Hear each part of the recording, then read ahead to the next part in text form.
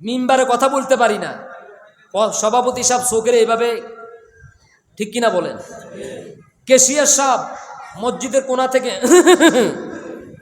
হুজুর আয়াত যেটা নিছেন রাস্তা এটা পাল্টায় এলাম, আমি কিন্তু মসজিদে আইছি।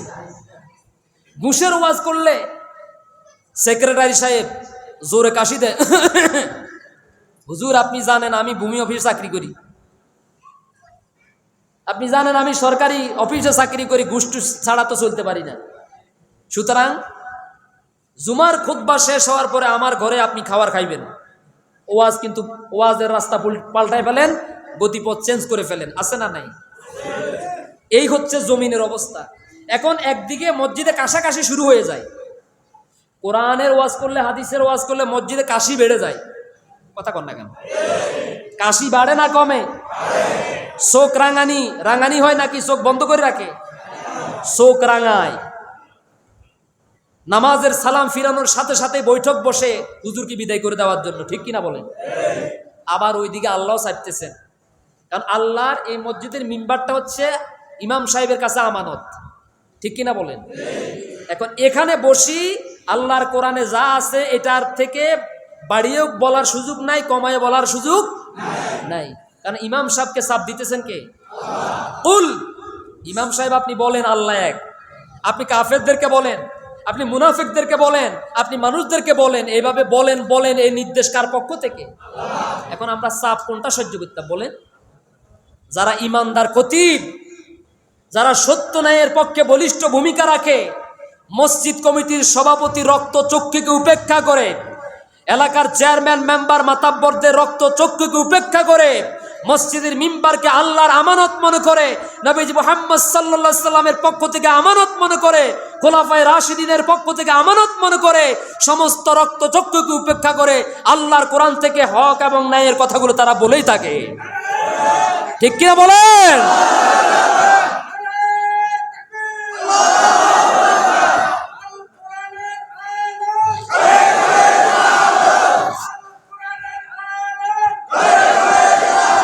আমার বন্ধুগণ, আগুন আল্লাহর মাখলুক, আল্লাহর হুকুম মানে।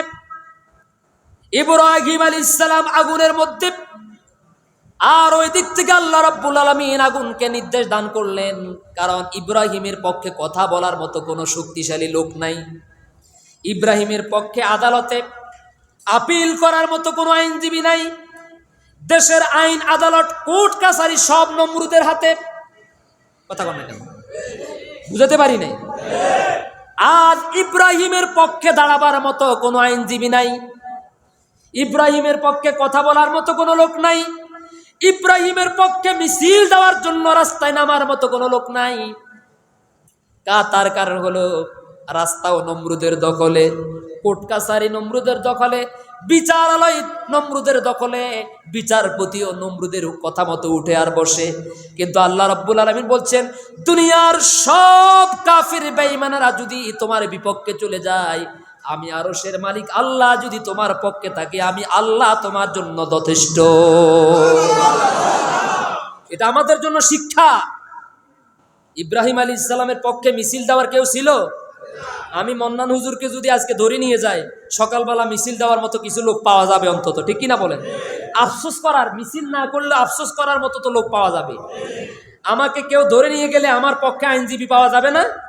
যাবে কিনা বলেন? আমার পক্ষে উকিল পাওয়া যাবে না? কিন্তু ইব্রাহিম আলাইহিস সালাম এমন এক সময় অতিক্রম করেছেন, এমন একটা মুহূর্ত তিনি অতিক্রম করেছেন যখন কোনো আইন আদালত ইব্রাহিম আলাইহিস সালামের পক্ষে ছিল না।